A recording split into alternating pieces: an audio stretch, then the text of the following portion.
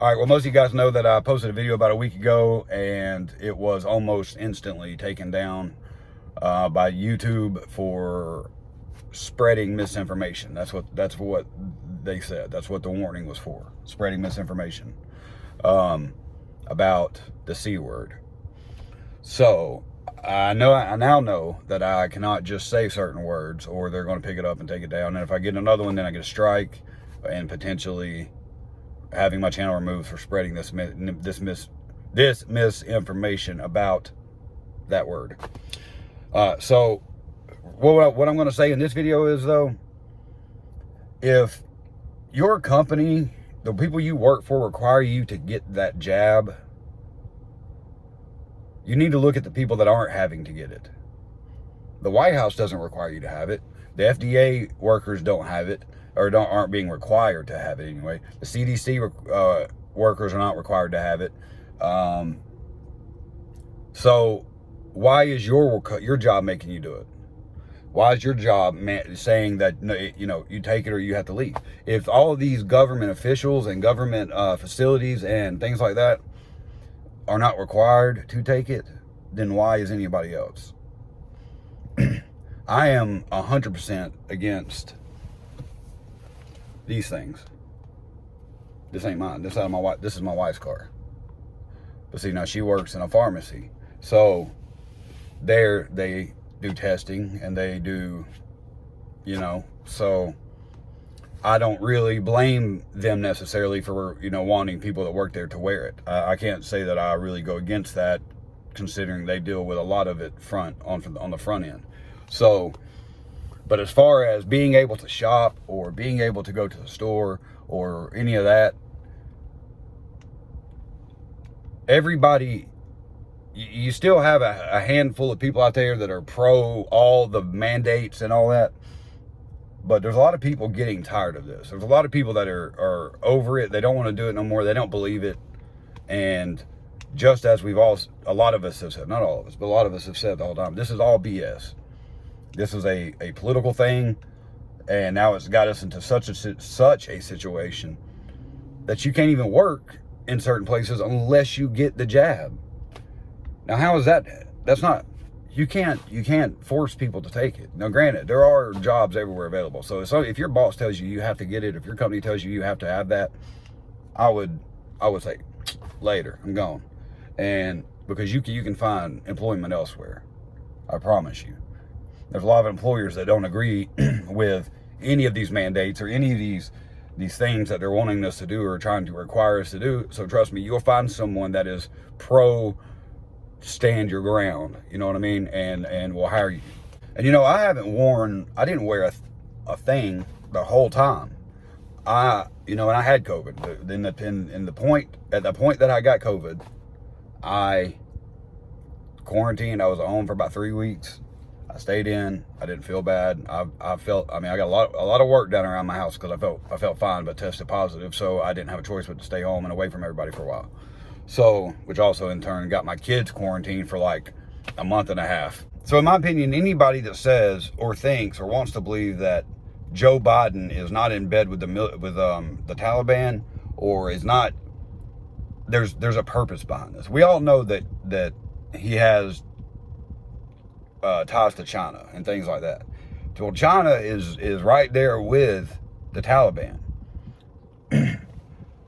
Now, where this is going to come into play, we all know this. We know that Afghanistan is full of minerals and all kinds of different things that everybody in the world would like to have. Every government would like to get their hands on. China is going to use the Taliban, I promise you. And with those two, with China and the Taliban and Afghanistan being run by the Taliban now, you mark my words, we're gonna be into it with them before it's over. The Taliban will not be. They're not going to stay peaceful.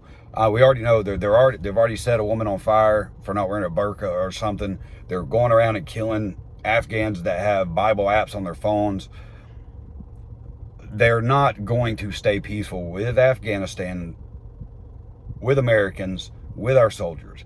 And now, we're supposed to be out by August 31st. Biden said he's not going to extend that deadline that he will be out by, but will be done in Afghanistan by the 31st. Now, let me explain something. The Taliban also said that if we're not out by the 31st, there will be dire consequences. Right there is when Biden and our military generals and all of our commanders should step up and say, first off, you're not going to threaten us. You will give us the time to get our people out, and the people that need to come out peacefully. And you will not try to stop it. You will not step in the way of it. And if you do, those dire consequences will be turned around on you, not us. We may have left them billions of dollars in equipment, but we are still the toughest, strongest military in the world. Afghanistan, and the Taliban knows that. They know that. They know they can't really fight us. They know if we go to war with the Taliban, yes, we will lose some soldiers. We will have some casualties, but we will still win that war. So they're going to stay peaceful for now. They're going to stay peaceful until the 31st. Right? But like I said, when the first threat that was made towards us, and that's a threat, no matter how you look at it, that's a threat. We should have shut that down right then. Our government, our military should have said, listen, we're doing what we can. We've let you come in and take over. We're going to leave it to you to see how you handle it. Don't you make threats to us, and you're going to give us plenty of time to get our people out. Anybody that stands in the way of that or steps in the way of that should be eliminated right then. Any Taliban or Afghan soldiers that step in the way of getting our people out, our Americans that are still trapped there, no matter what Biden and Jen Psaki's telling you, there are Americans trapped there.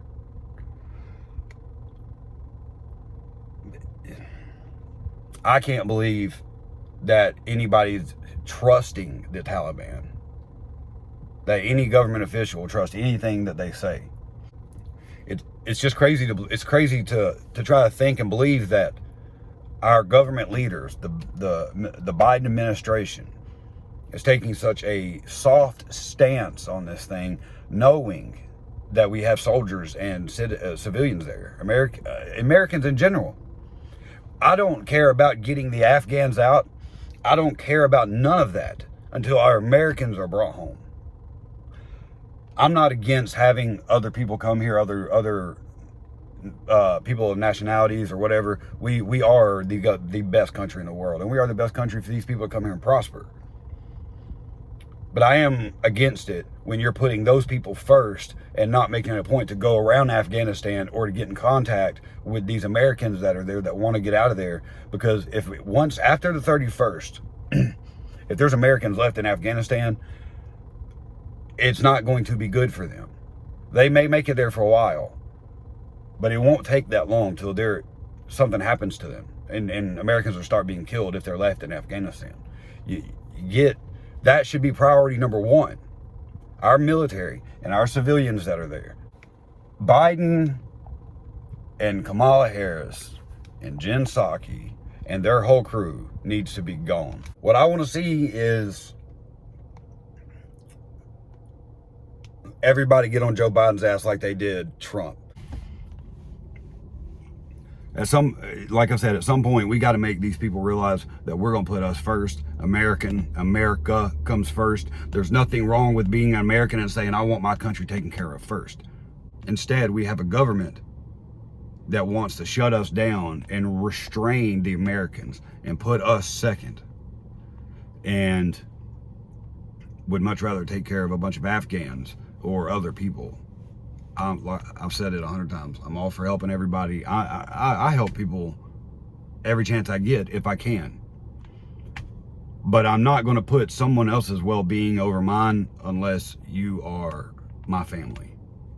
You know, I mean, I don't think that's harsh, and I don't think that's wrong.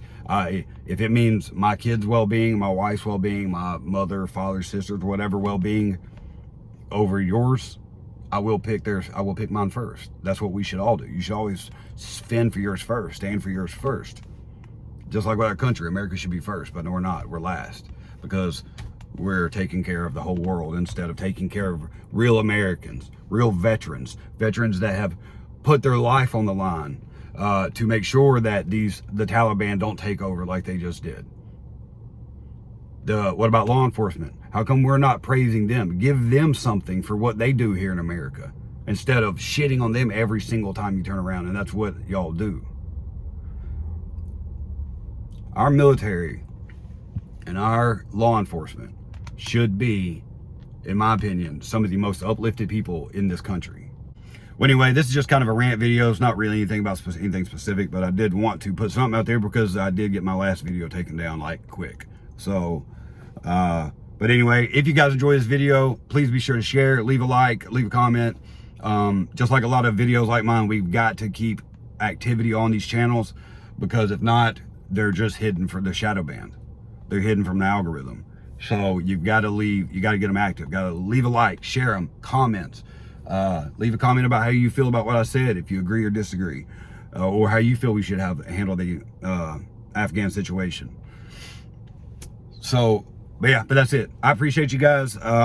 Be sure to leave a like, share, all that good stuff. Subscribe if you are new, and I will holler at you guys later.